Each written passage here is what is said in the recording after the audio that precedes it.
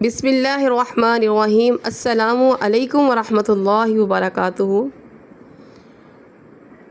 آج جو درود پاک لے کے آئے ہیں، اس کو پڑھنا آپ اپنی زندگی میں اپنی روٹین کا حصہ بنا لیں۔ اس کی برکتیں بہت زیادہ ہیں۔ آپ کو اسکرین پر یہ درود پاک نظر آ رہا ہے، میرے ساتھ مل کر ایک دفعہ یہ درود پاک پڑھ لیں۔ بسم اللہ الرحمن الرحیم۔ اللہم صلی علی سیدنا محمد وعلی آل سیدنا محمد وبارک وسلم۔ اس درود پاک کا ترجمہ ہے کہ اے اللہ رحمت نازل فرما ہمارے سردار محمد صلی اللہ علیہ وآلہ وسلم پر اور ہمارے سردار محمد صلی اللہ علیہ وآلہ وسلم کی آل پر، اور برکت عطا فرما اور سلامتی بھیج۔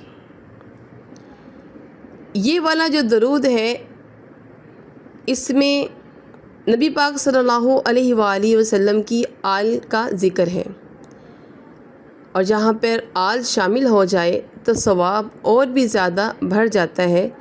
جیسے کہ ہم درود ابراہیم پڑھتے ہیں تو اس کی فضیلت کتنی زیادہ ہے، کیونکہ اس کو جب ہم پڑھتے ہیں اللہم صلی علی محمد وعلی آل محمد، وہاں پہ آل کا لفظ آتا ہے، تو آل شامل ہونے سے درود پاک کا ثواب اور زیادہ بڑھ جاتا ہے۔ اس درود کی فضیلت کیا ہے؟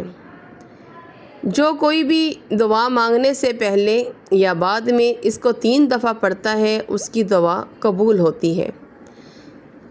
فجر کی نماز کے بعد 11 مرتبہ پڑھنے سے دل کا نور ہوتا ہے، تو دل میں اللہ تعالیٰ نور پیدا کر دیتا ہے، اور فجر کے بعد 11 مرتبہ پڑھنے سے اس کے چہرے پر نور آتا ہے۔ جب آپ کا دل نور سے بھر جاتا ہے تو اس کا اثر پھر آپ کے چہرے پہ بھی آتا ہے۔ پریشانی اگر ہو، کوئی مصیبت ہو تو 100 بار اس کو پڑھیں، اللہ غیب سے مدد بھیجتا ہے۔ آپ کام کاج کر رہے ہیں، اس کے دوران بھی آپ اس کو مسلسل پڑھ سکتے ہیں۔ ضروری نہیں کہ اس درود پاک کو پڑھنے کے لیے تسبیح کی یا آپ کو کسی کی جو ہے مطلب کہ احتیاط کرنی ہے کہ نہیں اتنی دفعہ ہم نے پڑھنا ہے، اس کی کوئی جو ہے وہ لمٹ نہیں ہے۔ آپ اس کو جتنی دفعہ بھی مرضی پڑھ سکتے ہیں۔ جب آپ کام کاج کر رہے ہیں تو جتنی دفعہ بھی آپ کا دل چاہتا ہے آپ اس کو پڑھ سکتے ہیں۔ اللہ تعالیٰ ہمیں درود پاک پڑھنے کی توفیق دے، اور اللہ تعالیٰ ہمیں اپنے دل اور اپنے چہرے کو نور سے منور کرنے کی توفیق دے۔ وآخر دعوانا ان الحمد للہ رب العالمین۔